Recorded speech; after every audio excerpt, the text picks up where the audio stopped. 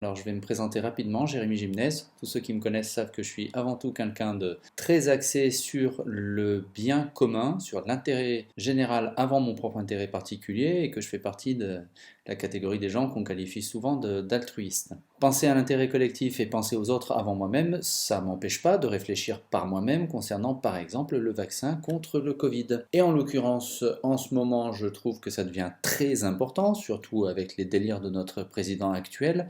Donc je m'adresse à tous ceux qui réfléchissent plutôt que de balancer des opinions toutes faites. Alors par exemple, je veux savoir ce que représente aujourd'hui, on est en janvier 2022, l'impact des non-vaccinés sur la surcharge de l'hôpital français. Pour faire ça, il faut commencer par savoir combien il y a de gens qui se retrouvent en réanimation en temps normal à l'hôpital français. On est quand même 65 millions. Sur 65 millions, il y en a à peu près 600 000 qui meurent par an.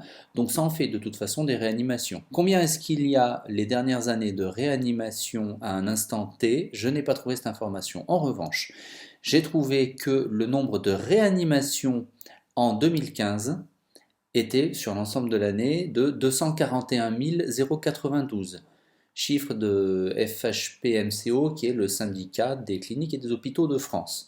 Or, en 2015, il y avait eu 993 680 décès sur l'année. Donc si je prends le nombre de décès en 2019, qui a augmenté entre-temps, hein, parce que forcément notre population a augmenté, et que je fais un produit en croix, j'obtiens en 2019, a priori 249 036 réanimations sur l'ensemble de l'année 2019. Je vais compter des tranches de 10 jours, parce qu'une réanimation pour le Covid, d'après ce que j'en perçois, ça dure à peu près 10 jours en moyenne. Donc ça veut dire que ces 249 000 divisés sur des tranches de 10 jours, donc divisé par 36,5, ça nous fait 9 398 réanimations hors Covid toutes les dizaines de jours. En ce moment, on trouve des informations qui nous viennent de santé publique qui nous disent qu'il y a 3665 réanimations en cours du Covid. Sur cela, on sait, grâce à France Info, qu'il y en a 49% qui sont des gens vaccinés 2 doses ou plus, 48% qui sont des gens avec 0 dose.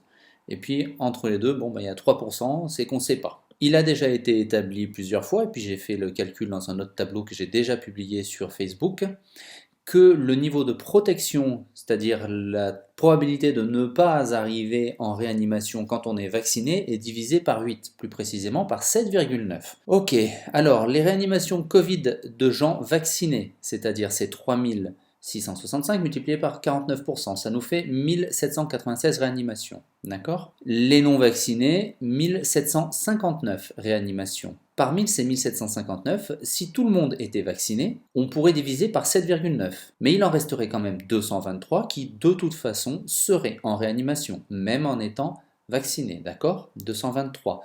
Donc, des non-vaccinés qui devraient échapper logiquement à la réanimation, ça fait 1537. Synthèse de tout ça, l'ensemble des réanimations hors Covid, 9398. Les réanimations Covid, soit de vaccinés, soit de gens non vaccinés, mais qui de toute façon seraient quand même en réanimation, c'est-à-dire ces 223, ça nous fait 2019. Et enfin, la réanimation de gens que l'on pourrait s'épargner, puisque le sujet c'est « oh là là, les non-vaccinés foutent la merde dans l'hôpital ». Bon, ça nous fait 1537. Les pourcentages sont ici, 72% des réanimations ne sont pas liées au Covid, 15% sont bien liés au Covid, mais sont soit des gens vaccinés, soit des gens non vaccinés, mais qui seraient quand même en réanimation, et enfin 12% sont évitables. Sur un petit graphique, ça nous donne ça. Voilà. Donc la partie évitable grâce au vaccin, elle est là. C'est pas rien 12%. Le vaccin, on sait qu'il sert à quelque chose. Il divise quand même la probabilité de forme grave par 8. Ça n'est pas rien.